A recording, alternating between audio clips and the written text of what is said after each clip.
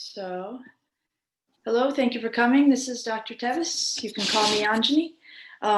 And today's class is about how we are going to take the breath that we've learned to cultivate and how we can put it into action in the world, how we can use it to move our limbs, to move our head, to move our torso, to move ourselves with another layer, with another level of structural support, integrity, and power, actually. And one of the things what I wanted to do to start this class off today is that I would like to just go ahead and let's do this. I'm going to talk you guys into starting a breath practice. We're going to do a short little breath practice, maybe 10 minutes or so. And then I want you to maintain that throughout the whole video, so that when it comes time for us to actually do some movement, we're already ready and feeling it and ready to go. Okay? Sound good? So let's just start with that. And I'm going to have us start this in a seated position. Of course, I don't want you to lay down for this part. So either do this seated or standing. If you need to move to standing, that's all good. But let's do standing or seated, because you're going to need to see the video screen. If you are already familiar with how to find I've got to, what do I need to do? I need to pin the video. So I've pinned myself. There we go. So,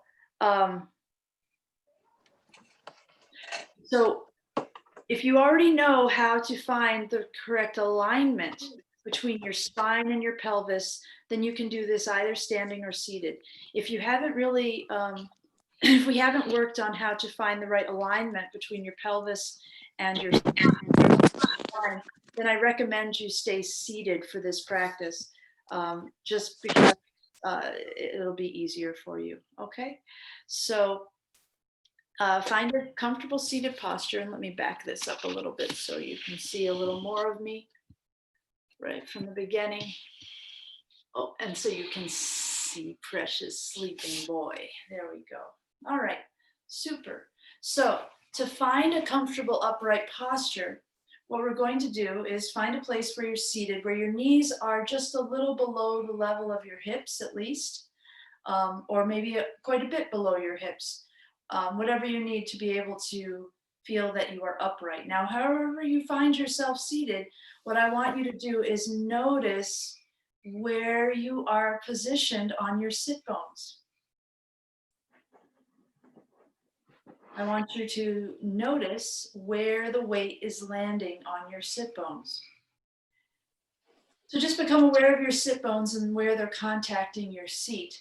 And then what I want you to do is see if you can feel if you are on the front of your sit bones, the back of your sit bones.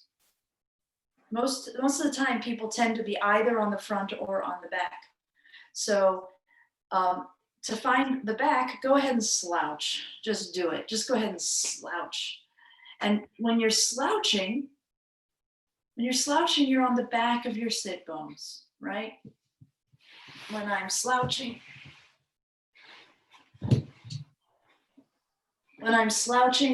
I'm on the back of my sit bones. Like this, the sit bones are like a ball, kind of, or part of a ball. And so if I'm slouching, I'm on the back side of the ball. Like the back side of the ball is what's touching the seat. All right. And then a lot of times, if we're slouching, we feel like, oh, we shouldn't slouch. So what do? We roll forward to try to sit up straight. And when we do that, you can see that I've hyperextended my lumbar spine. What we end up doing is rolling from the back of the sit bones to the front of the sit bones. So just go ahead and feel where the front is like, and then feel what the back is like. Because there's definitely a difference. If I'm slouching, I'm on the back. If I'm doing this thing that people call sitting up straight, I'm usually hyperextended. Okay, so now what we're going to do is go ahead and go back to slouching because hyperextension is exhausting. And so generally speaking, we hold it as long as we can. And then we go boom, back to here. All right. So what I want you to do, let's start back here. And then what I want you to do is roll forward on those sit bones until you feel that you are not on the back and not on the front. And you see my lumbar spine is long. You see that my lumbar spine is not hyperextended when I am on the transition point between the back of my sit bones and the front of my sit bones. Find that transition point and stay there. And then, and once everybody has found that position, let's go ahead and start breathing from the bottom of the pelvis up to the top of the chest and emptying from the top of the chest down to the bottom of the pelvis. Remembering that the most important instruction when you practice breathing is to let it be as easy as possible, to let it be relaxed, to let it be something that is softly expansive. Almost as if you're not doing it yourself, because the truth is you're not doing it yourself. The power of the universe is breathing through you. Otherwise, you wouldn't be alive. So let the power of the universe be what does the breathing for you. You don't have to do it all by yourself. This is a good time to go ahead and put your tongue flat on the roof of your mouth. Once it's up there, go ahead and take a big breath in. Release that breath through the organ pipes right up at the top of your head and shoulders. And when you get to the bottom of that exhalation with your tongue on the roof of the mouth, right before you're ready to inhale, swallow, let the wave roll to the back of your throat. And when it gets there, inhale.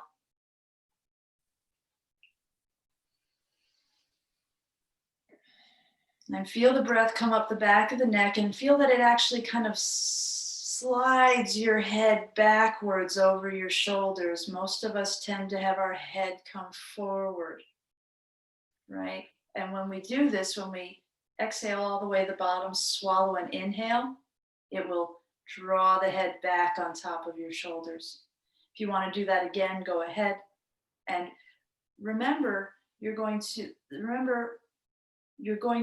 be ready. As soon as you take that inhalation, you're going to be ready to let your head fill up with breath immediately. And why? Why? Because as soon as, go ahead and take a breath in and notice that when you do, you're going to feel this pulling sensation at the front of the throat and under the chin. It's going to start basically almost immediately. As soon as you start to feel that engagement at L4, you're going to feel the pulling sensation at the front of the throat and under the chin. So go ahead and notice that. That pulling sensation starts right away. So be ready. Be ready to let your head fill up with breath. That means be ready to let all of these diaphragms jump into action as soon as the inhalation starts. Let them go right ahead because your head will start to fill with breath right from the very beginning of your inhalation. If you allow all those diaphragms to come online, so just do that. Just let your head fill right up. Your head will actually fill with breath before the breath gets to the top of the chest from the bottom of the pelvis. And let that happen. It doesn't have to go all the way up. It just has to go all the way up to the top of the shoulders. But the head will fill on its own.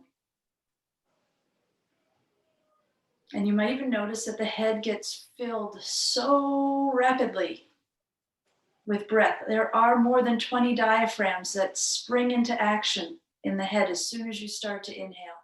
So the head will fill with breath very rapidly.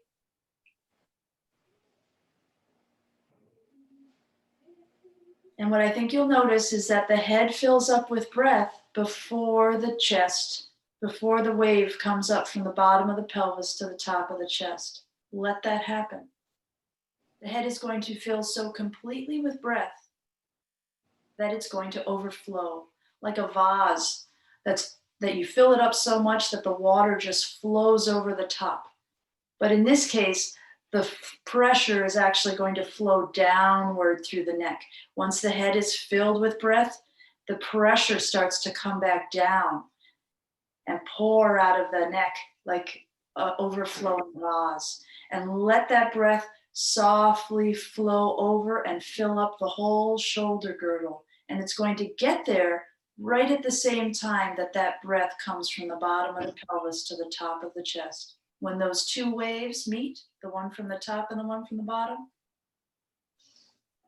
you'll get a really nice big expansion, especially in that 360-degree plane, making your whole shoulder girdle expand in all directions.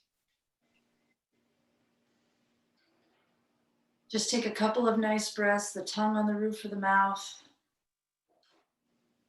and let your head fill with breath. Let that wave, that gentle wave, come back down and meet the robust wave rising up from the pelvis, and feel that gentle expansion in 360 degrees, like the rings of Saturn.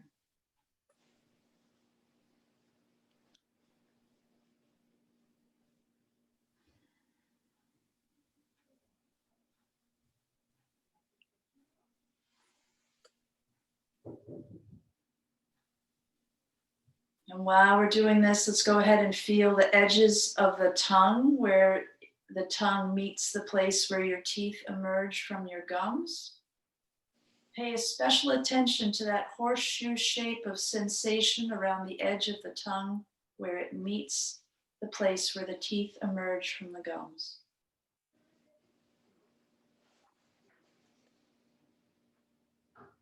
And notice how, when we have that gentle awareness of that horseshoe shape of where the tongue meets the teeth, it actually allows you, it makes the smile happen for you. You don't have to try. You can just feel for the shape of those sensations. And a gentle smile will just happen on its own.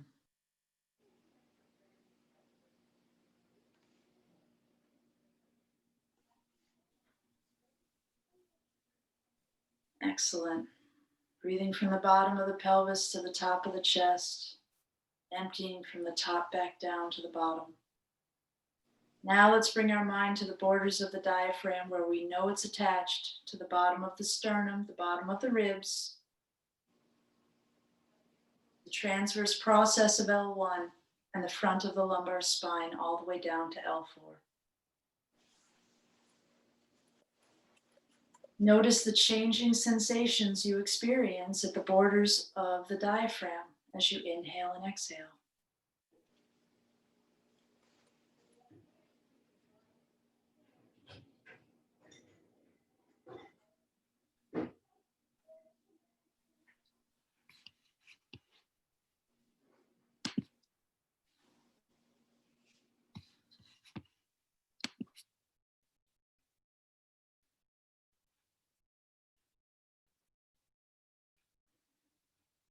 And now I want you to see if you can relax so deeply that you can feel a sense of drawing come right through the head, through the neck, all the way down to the bottom of the pelvis. Feel it lifting your organs up as it moves through the abdomen, all the way down to the bottom of the pelvis.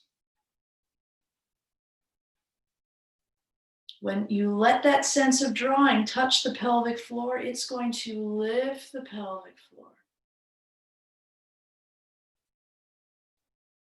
When you let that pelvic floor drop back down, that falling will cause an increase in negative pressure in the pelvis, and it will fill the whole pelvis simply by dropping down.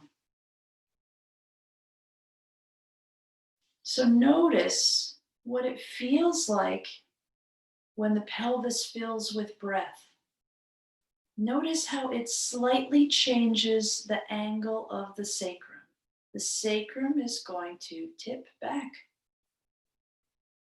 like this. As the wave comes all the way down,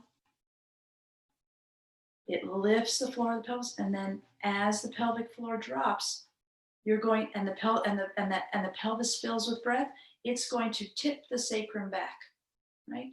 As this pelvic floor drops, it's going to tip the pelvis back as the pelvic bowl fills with pressure. And when it does that, it's going to like it's shaking the tail of the diaphragm. When the sacrum does this, it's going to cause a wave. It's going to induce that wave at L4.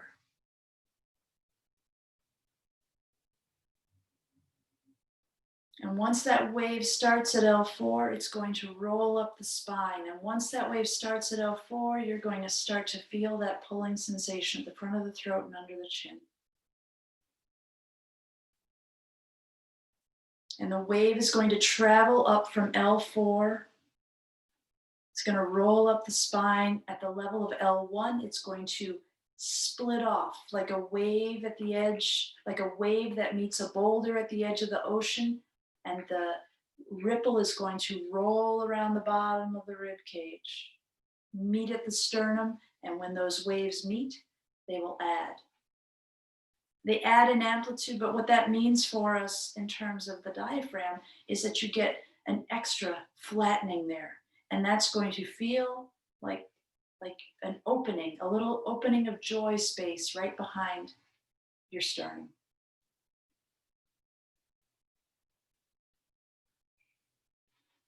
And now notice how those two ripples travel around the bottom of the rib cage.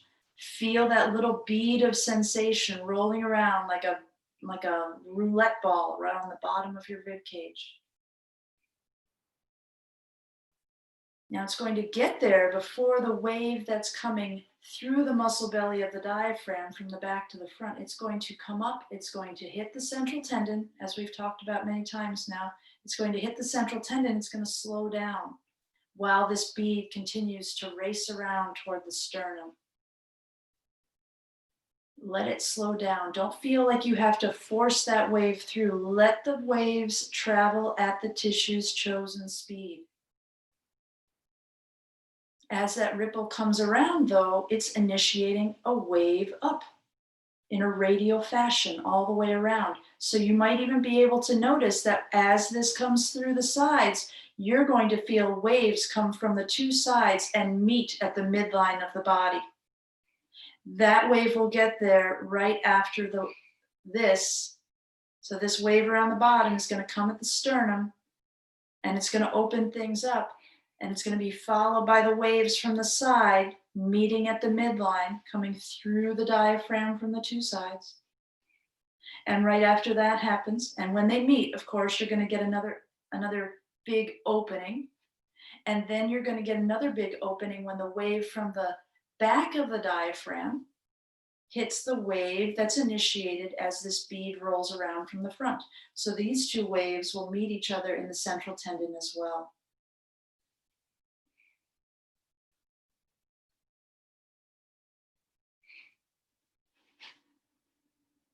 So let all of these waves do the work of breathing for you.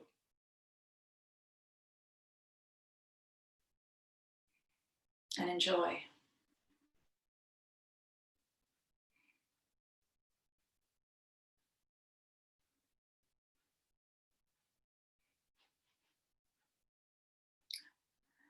And now let's go back to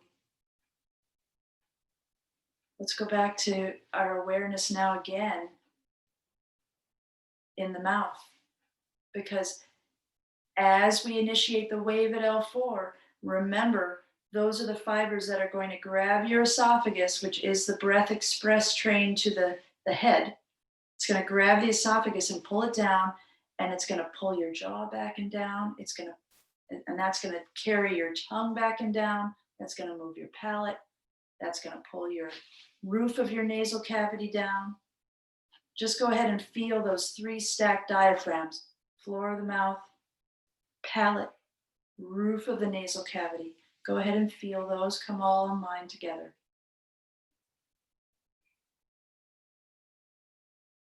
Feel the breath come up the back of the head, neck, and shoulders powerfully. Feel the center of the head filled with breath. Feel the whole midline of the body flooded with cooling illumination as those 3 diaphragms come online. And after taking a couple of breaths focused on those 3 diaphragms, now let's go ahead and let the cheeks move. Let them be drawn in by inhalation. Let them drift back apart on exhalation. And get that sense of the whole face now is breathing right through the surface of your skin. Let's make that even better. Let's let these 2 triangular nose flaps participate. Let them be drawn in as you inhale. Let them drift apart as you exhale.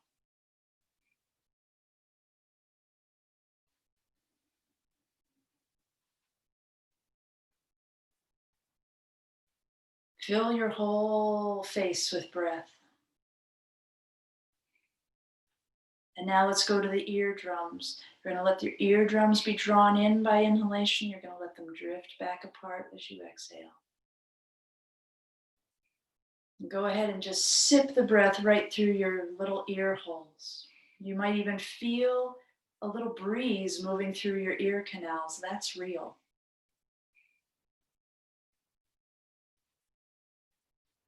So real. And now the temples.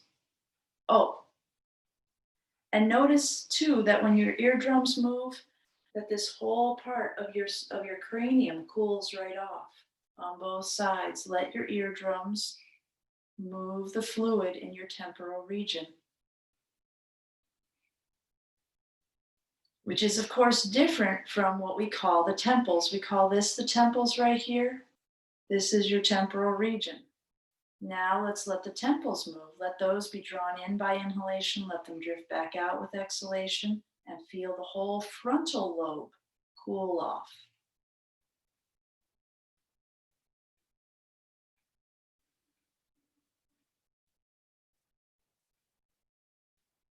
And now let's find our eyeballs in our eyeball sockets.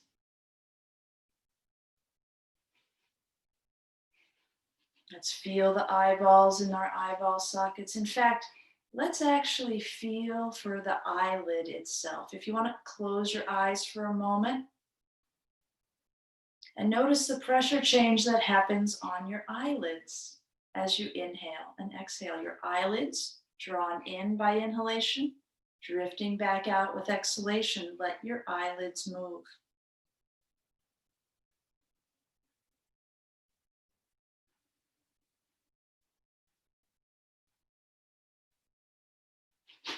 Now let's go back and feel the borders of the eyeball.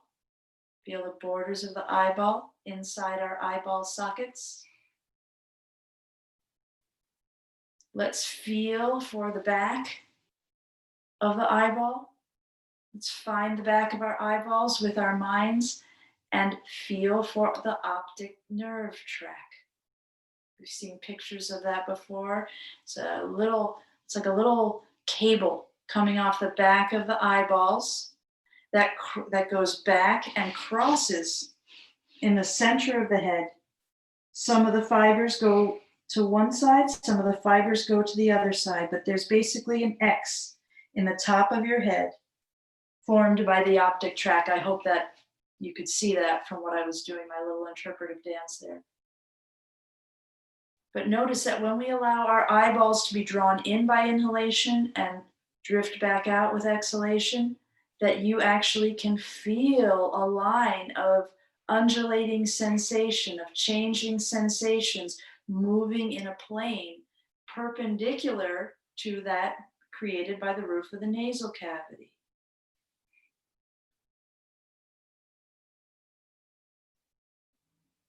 And if you want, you can stay there with the head, but if you want to explore further, go ahead and feel for the cornea. the clear plastic cap over your iris, the colored part of your eye.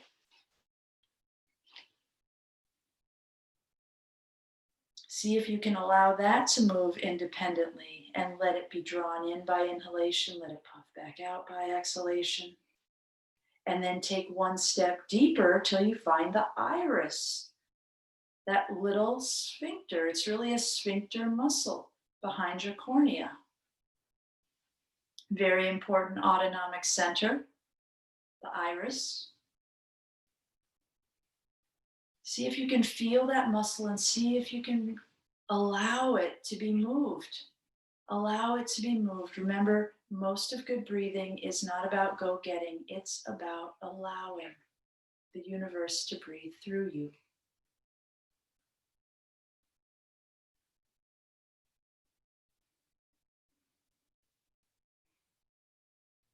And now let's step in just a little bit deeper and feel for the lens, which of course looks like a little mini trampoline.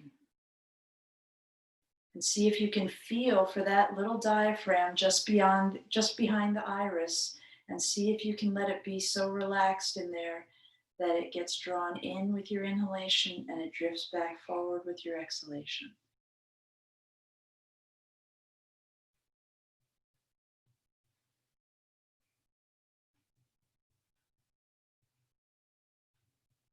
Wonderful.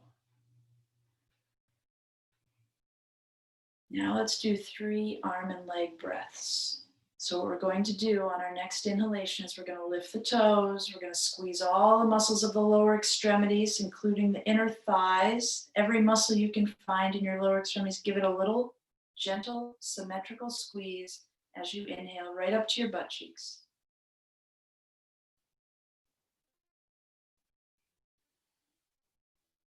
And when you exhale, let everything relax. Let all the tension drain right out of those muscles. And then we're going to do the same with the hands, the upper extremities. You're going to spread the fingers and palms. You're going to make a dish shape here. We're not hyperextending. Remember, this kind of cancels out our diaphragm. Let's keep it here, or even here, but let's not go there.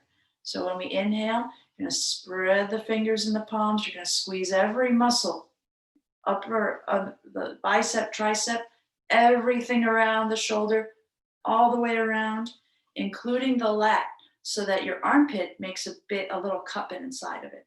Let's do that for a couple breaths, arms and legs.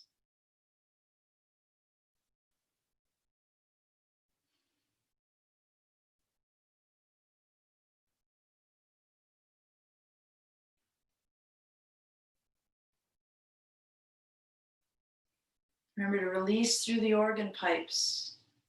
And even though you're taking a huge breath now, the breath should still simply trickle out of your nostrils. Now let's go ahead and alternate sides. We'll start on the right side, okay? So on our next inhalation, we're gonna squeeze, you're gonna lift the toes, spread the fingers and palms, engage every muscle of the extremities on the right side of the body as you inhale, and then relax as you exhale.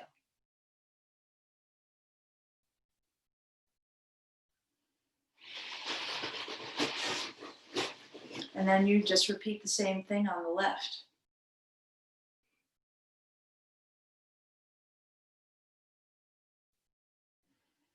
And what you're going to notice is that one side of your body is getting longer and fatter as you inhale. And then when you exhale, it gets smaller and retracts. So just go back and forth between the left and the right.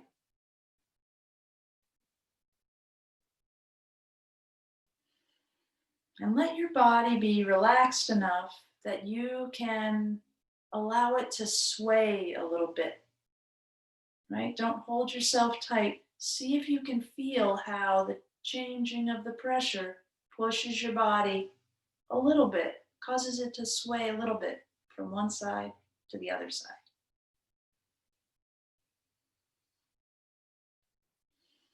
Notice that as you fill up a side, like I'm going to fill up the right side right now, and I want you to notice that it actually pushes my body to the left when I inhale on the right.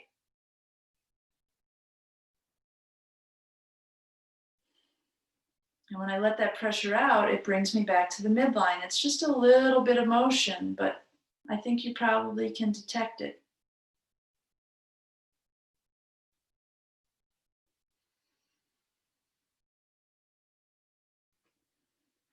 I empty the left side and my body drifts back to the midline. I keep emptying all the way down to the bottom of my pelvis on the left, and it draws me past the midline to the left towards the emptiness. Then I'll fill up the right, and it pushes me further to the left.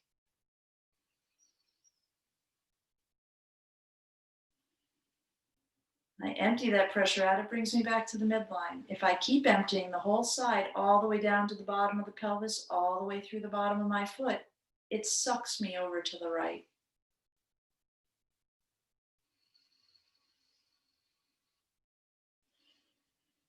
So this is how we start to access the hydraulic system. What I want you guys to do now is I want you to keep practicing breathing as we look at some videos and some pictures and talk about some things. Now you can alternate sides. If you get tired of alternating sides, go back to arm and leg breathing. If that gets tiring, you can just go back to practicing breathing until we're ready to start moving, which won't be that long from now, but I think we'll be in a really good place to really start to work with this. We're going to focus on the head first, on turning the head and side bending the head first, and then we're going to look at some other stuff after that. So I would like to start by showing you this little video clip on the jellyfish. So let me go ahead and share my screen. There we go. And let's get some sound here. Ballet of the jellyfish. So graceful, so efficient. Scientists have long known how economic jellyfish locomotion is, but a new study exposes a hidden energy-saving trick that the creatures use to get around the ocean. It looks like jellyfish are kicking to move around, but really, they and an unrelated and horrifying creature called a lamprey actually pull themselves through the water. Look at this video the researchers made. The red part on the lamprey is high pressure, normal for a critter cutting through the water, but the blue stuff, that's low pressure. It turns out that the undulations of jellyfish and lamprey bodies create low-pressure vortices, like you'd find in the eye of a hurricane or tornado. That resulting low pressure sucks in water, helping propel the creatures. And the suction is so powerful that it's the dominant force in the animal's forward thrust. Let's see your Dyson do that.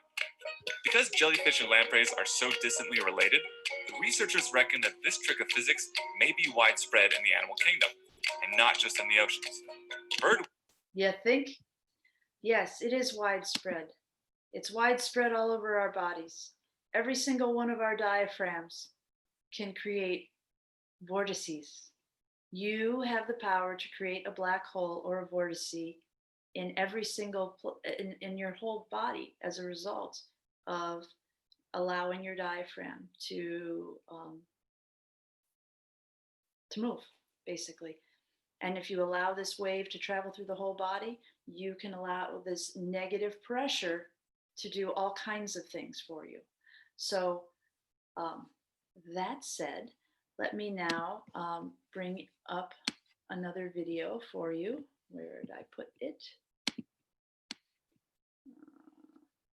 Bring back my screen share. Actually, hold on a second. I'm going to talk about the way we normally think about moving a little bit. So you guys keep practicing breathing. So the way we normally think about moving is we think that a muscle contracts, because that's what muscles do. They contract and they relax, which means that they get shorter and they get longer. So they can contract and then they can relax. When they contract, they get shorter. When they relax, they get longer. See how the distance between my wrists got longer, right? When my fingers slide past each other, like your muscle fibers slide past each other when they contract, making the distance between my wrists shorter. And when they relax, the distance between my wrists get longer. So the way we normally think about moving, modern science, at least as far as I know, is that we think that a muscle contracts and shortens, and it drags two bones closer to each other. So if I have a muscle that's attached up here and a muscle that's attached down here, when I contract it, it drags this bone here towards my shoulder, drags it right up. It shortens. Now that's true, that does work, but it's not the most efficient way to move, and it's not the most integrated way to move, and it's certainly not the most fun way to move. So what we want to do is we want to learn how we can use the negative pressure, the beautiful, elegant, graceful, and extraordinarily efficient use of negative pressure to drive motion in the body. So the first level of this, we're going to be able to access through using right and left breathing, right?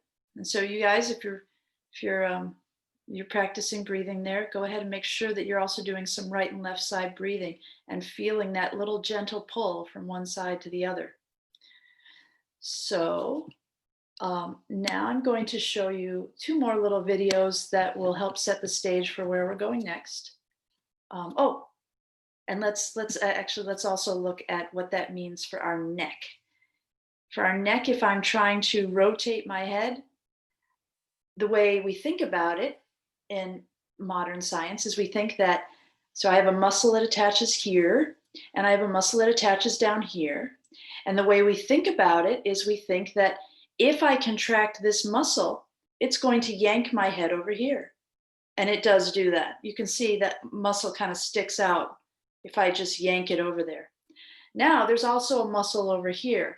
And what happens in what's sort of the normal way of moving, which I don't necessarily think is the most natural way to move, is that if I contract this one, then this one has to relax. Otherwise they would fight each other. So when this one contracts to yank my head this way, this one, the brain will actually inhibit this one. It will inhibit this muscle. It will basically turn it off so that so that I can do this. Because if this muscle stays tight and this one's trying to contract, now they're fighting each other. So when we move like this, we end up inhibiting one set of muscles and engaging the other side. When we use our hydraulic system, we will not need to inhibit anything. And that means you have more muscle creating the shape of your body and creating it with a reference point to your own center, which is going to give you far more integration and much greater strength, in fact. So that said, I want to show you just a couple more videos because I think it's very helpful to see, where did I put that other little guy? Where did I set? Oh, there it is. Okay, so let me screen share again. And now I want you to take a look at this. This is my little, so let's turn the music down. So, so this is something very familiar to us all. This is a party favor that is powered by changes of the pressure gradient. Let me show you that again, right? Fills up with pressure, and it elongates. You drag that pressure out of it, it sucks it back in, right? We're going to use these same principles to generate motion in the body. One more time. Whoop, whoop, great. All right, and then just one more little clip. One more little clip for you. to give you a good image of what we need to be thinking about here. So let me just put this back. You've probably seen these guys before outside of a car dealership or a gas station or something. These are just tubes and they have fans in the bottom of them. And so they kind of appear animated because the wind pressure changes and they slide around and the fan increases the pressure. Can you guys see this? Hold on. Am I still in my screen share? Let me make sure. No, you can't see. Hold on. Were you guys able to see the party favor? Oh, shoot. Okay. Sorry, I wasn't screen sharing. Let me bring that back. Let me bring that back. We did see the party favor. Oh, you did see the party favor. Everybody saw the party favor? Okay, great. So now let me show you. Now can you see these little tube guys? Yeah. And I'm sparing you the Taylor Swift, but this is, what is this? What just happened? No, hold on, bring this back. There we go. So yes, you've probably seen these tubes before. All of these tubes are simply animated by changing pressure. We're filling the tube with pressure and it makes them move, right? And they flip around. Now, what your body is basically is an infinite infinite permutations are possible, infinite permutations of pressure columns that you can create within your own body to fill up your arms, to fill up your legs, to fill up your head, to fill up any part of your body, to give it motion, and structure and motion. Woo. All right. Yes. Great. Okay. You got the idea there? Boom. So now let's talk about how we can move. Let me just stop this. There we go. There we go. So now let's talk about moving. Let's start moving ourselves. So you feel how you can generate pressure on one side versus pressure on the other side. And while we're here, why don't we go ahead and just see what it feels like to see if you can feel yourself bring pressure up the front of your body and then let the pressure drain down the front of your body. And you can do this, try doing this without arms and legs now. See if you can just fill up the front and then empty the front more than you empty the back. Now fill the back more than you fill up the front.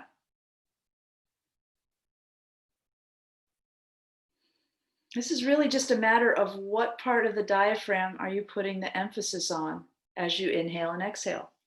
And then go back to side.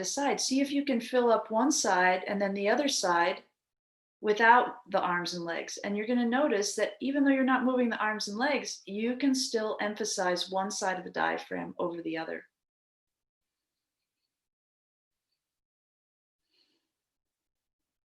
And you'll even feel a larger volume of air passing through the nostril of the side you're engaging.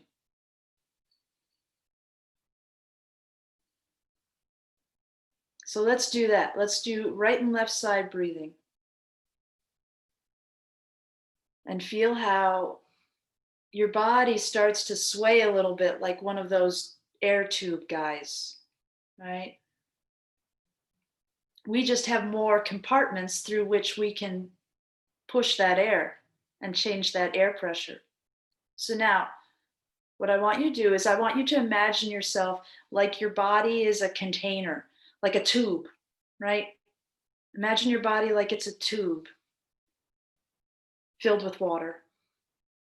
And I find it helpful to, within this structure that I imagine, I find it helpful to sort of visualize my skeleton, feel my skeleton inside that tube, especially my spine. I find that very helpful because As you exhale, you're going to feel a water level, a fluid level, a pressure level dropping down through your body. You're going to feel it dropping from the top of your head down to the bottom of your pelvis, maybe even through your arms and legs. And as you feel it dropping, I want you to see if you can feel it kind of following that fluid level, following the contour of your spine all the way down to the bottom of your pelvis, even through to the bottom of your feet. And see if you can feel the outline of the spine, maybe the ribs, as you drop down through the body. Maybe you can even feel the top of your pelvis as the water level drops past the top of your pelvis through the pelvic bowl. Maybe you feel it dropping on the inside of the pelvic bowl all the way down through to the bottom of the pelvis. It is your body. You get to feel anything in there that you want to allow your awareness to focus on. The more you allow your awareness to sit in any part of your body, the more you can become aware of there. Down to the cellular level. Why not? So, right and left side breathing. And as you do this, I want you to, as you inhale up the right side, I want you to feel that water level come up. Fill up the whole right side of the body.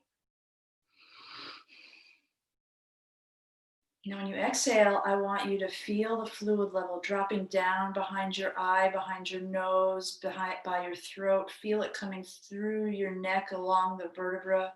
Feel it dropping down below the clavicles and the scapula. You may even feel that fluid is getting drawn up the arms and shooting across underneath the scapula. Okay, and it's dropping right down to the bottom of your pelvis. And you may even feel it pulling all the way from your legs. So go ahead and take some breaths, focusing on that fluid level. Now, and while you do that, I know I'm asking you to multitask a lot here. Now I want you to notice that as you do that, as you allow this level to drop down through your head, it's almost like you feel a pull, a drawing sensation on this side of your body. And what we're going to do is we're going to feel for a very subtle pulling to happen on this side of the body. And we're going to let our head turn with that pulling sensation. So I'm going to start by filling up the right side. And as I let that pressure come down, it's going to turn my head for me. Now, even though I'm focusing on just turning my neck, I want you to make sure that you're going to allow that fluid level to go all the way down to the bottom of your pelvis, because what you're going to find is that the more you let that fluid level drop, the more you're going to be able to turn your head passively with that pressure change. And when you get all the way to the bottom of the pelvis, or if you get to a place where you feel like there's resistance or pain waiting for you if you turn further, I want you to stop there. Stop if you feel a restriction, and stop if you feel that you're about to experience pain. Don't try to turn your head past there. Just let that fluid level keep dropping, but don't push into that restriction. When you get to the bottom of your pelvis, what you're going to do is you're going to fill up the left side of your body, arm and leg breathing, and you're going to let that extra pressure push your head further to the right. So as you inhale, the only thing you're going to actively turn is your eyeballs.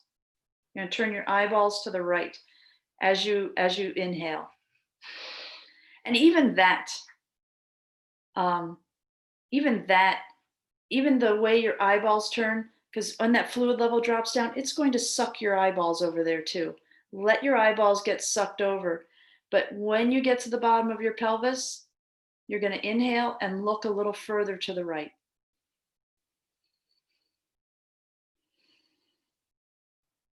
Now remember, we're just moving the neck, but as I continue to drop the breath all the way down to the bottom of the pelvis, my head continues to turn. Now I'll feel the left side.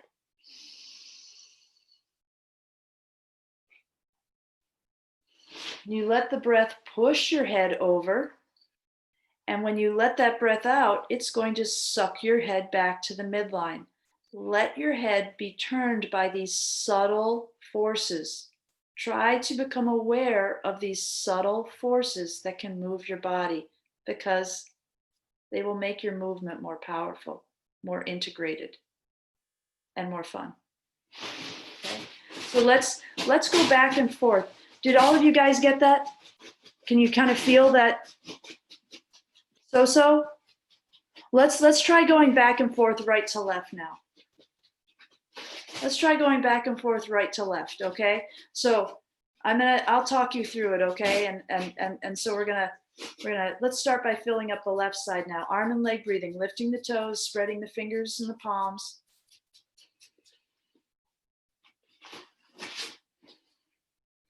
And as I start to exhale, I let this emptiness come down through the neck, through the torso, through the thoracic spine, through the lumbar spine, all the way down to the bottom of the pelvis. When I get to the bottom of the pelvis, I'm going to fill up the right side to go further.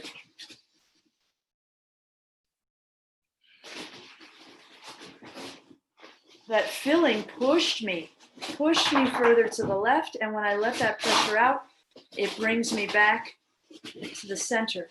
If I then feel the level drop down, the top, sweet. Thank you. I let this drop down on this side. Now I'm going to fill up the right. The left. So I'll talk you through it without doing it myself. It might make it easier for me to pay attention to what you guys are doing. Okay? So arm and leg breathing. We'll start on the right. Go ahead. Spread the fingers and the palms on the right side. Fill up the right side of the body. Once you're full, start to empty the right side from the top to the bottom. Feel a subtle pulling sensation drawing your head and your neck to the right, and it's going to drop down through the cervical spine, thoracic spine, pelvis. And then when you get to the bottom, you're going to inhale on the left side, look to the right, and go a little further.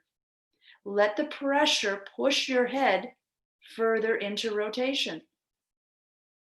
And when you exhale and let that pressure out, it's going to let your head swing back to neutral passively. Once you get back to neutral, start at the top of the other side and let that water level drop down through the left side. Feel it go behind your eye, your nose, your throat, your cervical spine, your thoracic spine, your lumbar spine, your pelvic floor. When you get to the bottom of your pelvis, look left and fill up the right side of the body.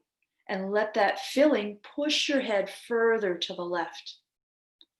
Feel this whole pressure column filling up, pushing, and supporting your head in the end range of motion. When you let that pressure out, allow your head to be drawn back to the midline.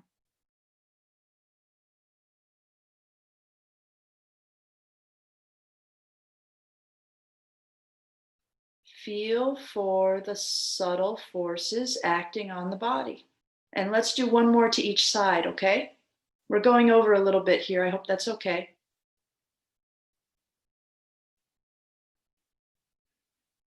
Remember, we're going to start at the top of the head. We're going to let it come all the way down through the face, the neck, the torso, pelvis, pelvic floor, and then inhale on the opposite side to go further.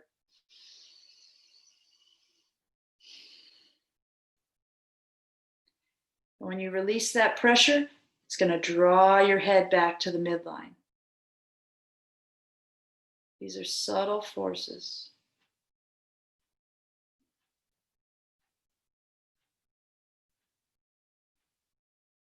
And then one more time to the left. And then we'll try to do a little side bending. So empty the top of from the top to the bottom on the left side. Feel it come behind your eye, your nose, your throat, your neck, your torso, your pelvis, abdomen, pelvis. Feel it lift the pelvic floor on that side. Feel it sucking fluid out of your arm and leg. And when you get as far as you can go, inhale on the right and let it push you further.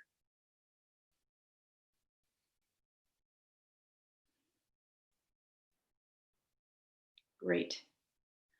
Let's go through side bending and flexion, and then if there's any questions, I will happily try to answer them, okay? Let's talk about side bending now. I want to show you what side bending, so I'll actually go through and I'll do side bending, and then I'm going to show you what side bending looks like on me if I don't use pressure change, okay? But let's start by talking about side bending. It's really the same.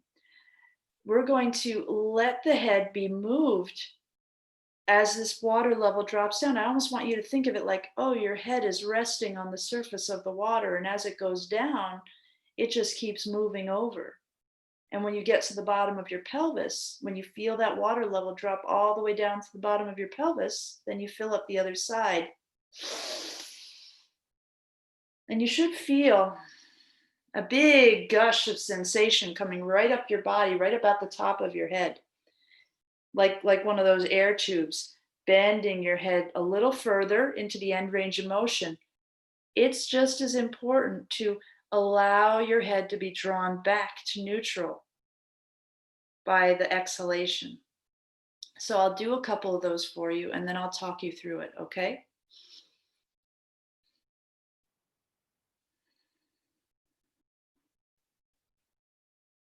Now, even though I'm just moving the neck, I'm still going to drop it all the way down. You're going to see that my neck continues to move as I continue to empty. Now I'm going to fill up over here.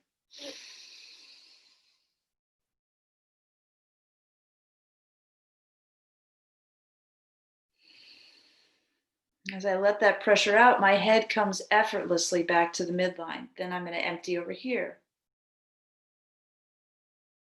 making a vortices that sucks my body over to the side, all the way down to the bottom of my pelvis.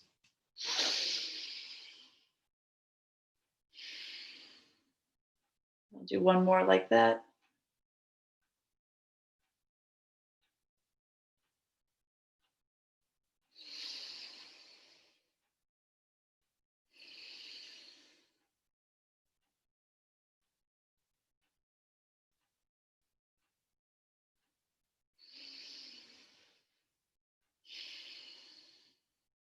Now, let's look at what side bending looks like if I don't use pressure change.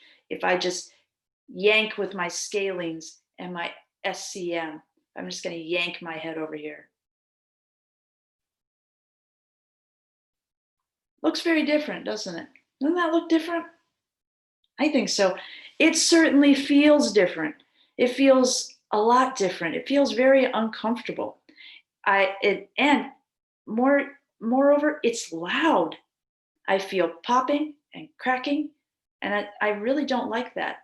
Um, so, and I think you'll notice a big difference too. And you can also see there's just a lot more integrity in my movement. If I don't let the pressure out over here, if I don't let the pressure out on one side of my body, it's exactly the same principle as if I put a golf ball in a door hinge and tried to shut the door. It's not going to shut well, is it? In fact, you can pop a door off the hinges by jamming a golf ball in the door hinge and trying to shut it.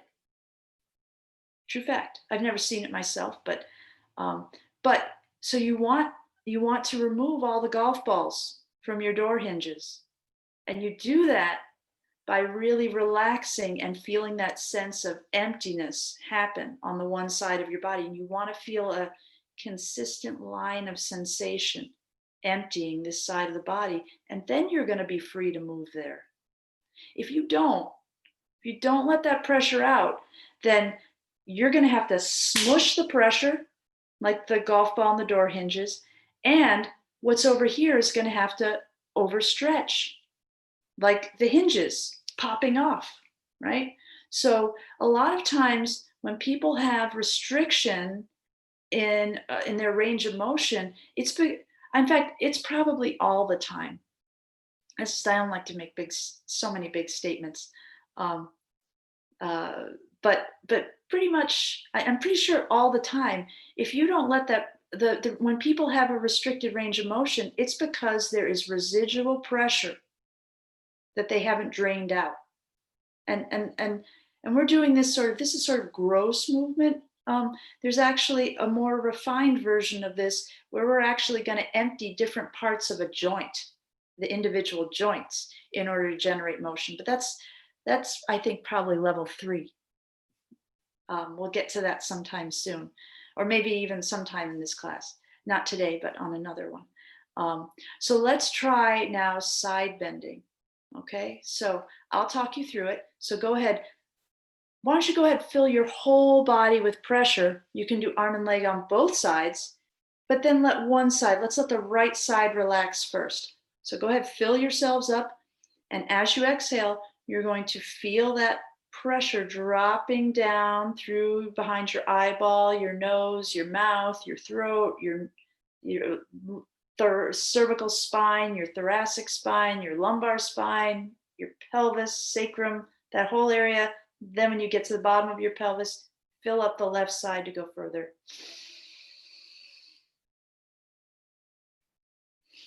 And then as you let that pressure out of the left side, it's going to draw you back to the midline. Once you're at the midline, start to empty, start at the top. And empty all the way down to the bottom of your pelvis.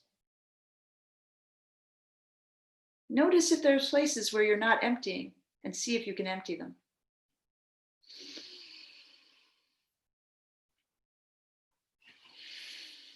What does that mean? What does that mean? Notice if you feel, and keep going back and forth. What does that mean? Notice where you feel places where you're not emptying, and empty it. What that means is go to the part of the diaphragm on the back side of your body and see if you can relax those fibers more deeply, create a vortices, and allow that pressure to get sucked into that vortices. That's all that you have to do. So try and do a couple to each side, and I'll talk you through another one. So let's see, everybody, you guys are going this way, which means you're going to the right now. So when you let that pressure out of the left side, let your head come back to neutral, and then empty the left side. Let it go through your head, your neck, your thorax. Feel the fluid level on the spine, all the way on the left side spine, all the way down the bottom of the pelvis. Fill up the right side.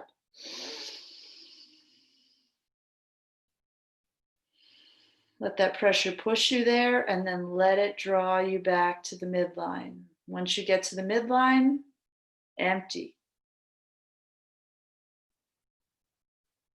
All the way down to the bottom of the pelvis. Feel the left side.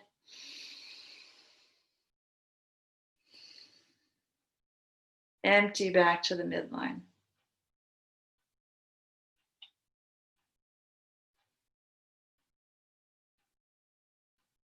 Good. Let's do some flexion extension now, okay? I'll spin. So here we go. We're going to do the front and the back of the body now, okay? So, and then next month, I will do, I can either do standing, forward bend, side bend, twist, or we can do hands and knees. So you can let me know which one you want to do, okay? So now, right, remember, we're still on the transition point between the front and the back of the spine. You have to go? Thanks for coming. I'll see you soon. If you have any questions, I have We're going to do guided practice on Wednesday, and then probably some question and answer afterwards. Okay, like office hour question and answer. So I'll see you. Bye, Camille. So David and Janet, let's do this. Let's do this flexion extension. Okay. So now we're going to do arm and leg on both sides of the body. Okay. Arm and leg on both sides of the body. So let's take this opportunity to fill our whole selves up with breath. Empty all the way down to the bottom of the pelvis. When you get to the bottom of the pelvis, swallow. Let the wave move to the back of the throat. When it gets to the back of the throat, inhale and let that draw your head back over your shoulders, okay?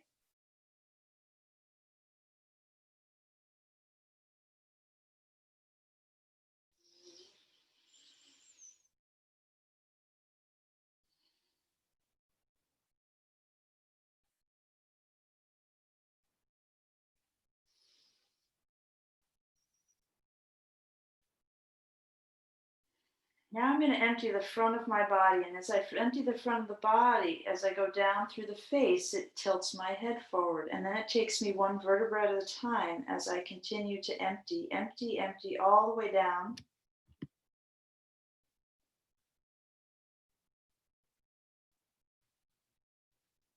Oops, that's too far. All the way down the bottom of my pelvis. Then I'm going to inhale up the back of my body and let it push my head further.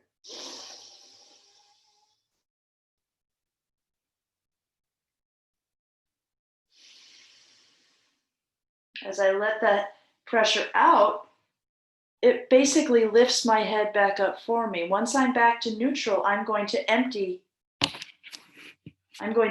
back of the body, back of the head, back of the neck. And even though I'm only moving the neck, I'm going to go through the thoracic spine, lumbar spine, sacrum, pelvis.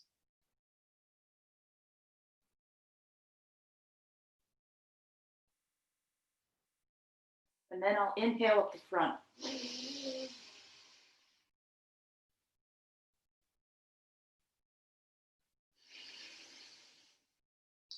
In order to bring, my head isn't just going back, it's lifting up.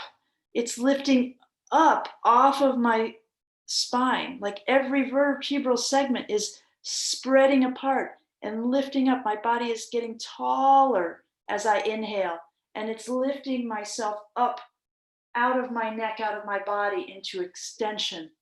And when I let that pressure out, it's going to draw me back to neutral. So let's do a couple of those, okay?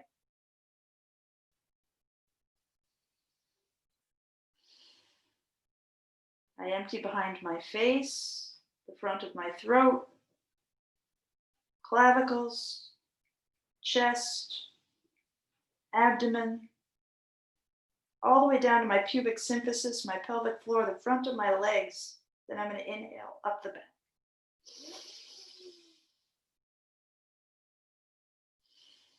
As I let that pressure out, it brings my head comfortably back to neutral. Now, once I'm neutral, I'm going to empty the back of my head. When I empty the back of my head, it draws my head into extension. I'm going to continue to empty down through the spinous processes, all the way down to the back, all the way down to the sacrum cuff.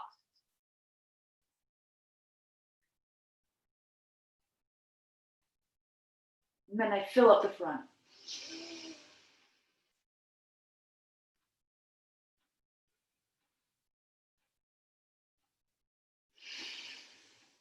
I let that pressure out of the front, and it draws my head back to neutral, safe and sound, no popping, no cracking. Then I empty the front again. Fill up the back when you get to the bottom of the pelvis.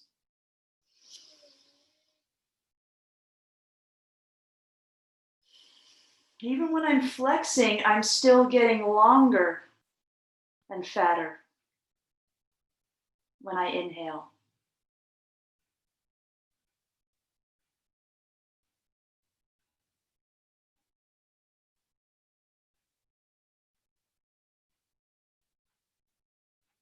Fill up the front to go further.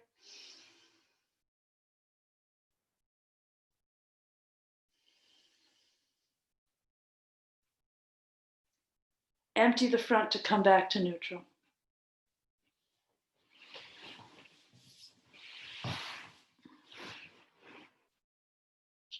Okay. So I'm gonna unmute you guys and see if you have any questions for me right now. Any questions? Thanks. Thank you. It's lovely to be back together again. Hi, Dave. It is. It's great Yeah. to see you guys. Great. Thank you. It felt good. I mostly am following and I'm doing lots of breathing. That's great. You know, I've actually heard that I heard James Nestor say that breathing increases your bone density. It affects your bone density, which makes perfect sense to me. Yeah. Because I actually think, this is my suspicion. My suspicion is that part of the reason we develop osteoporosis, part of the reason we lose bone density is because our bones become congested. And lose their fluid. And well, the thing is they're retaining waste product. And that waste product is interfering with the forward motion of the biochemistry of your osteocytes. And so they're not being able to function and do cell repair in the way that they should. So it's and every time we inhale, we're pulling on tendons that are attached to bones. If we pull in an even fashion on the bones, you're going to get good fluid motion through those bones. I'm sure, you know, if you've ever been to see me as a patient, you probably heard me say, oh, there's an IO restriction in here. When I say IO, I mean an interosseous restriction. And what I mean by that is that when I palpated your bone, some part of your bone felt harder than others. Where the bone feels harder than others are places where it's congested. And if we get the congestion out of our bones, they're going to function better. They're going to have more vitality. They're going to be able to repair themselves. They're going to be able to do the things that they need to do, which is make strong bones. You know, if we have congested bones, we have bones that are lacking in vitality, not able to adequately repair themselves. So, yes. Thank you. I vote for hands and knees next time. I'm working on that. Okay, then hands and knees it will be. Any questions, David? Dave? No, I was just saying hands and knees is cool with me. All right, super. Thank you, Anjani. It's Be great well. to see you guys again. I hope you guys have Likewise. a great night. Tara, if you could just stay on the line just a minute, that would be great. Bye. Bye.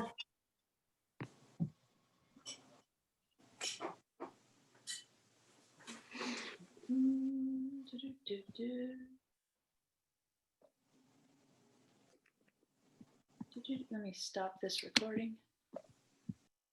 Stop recording.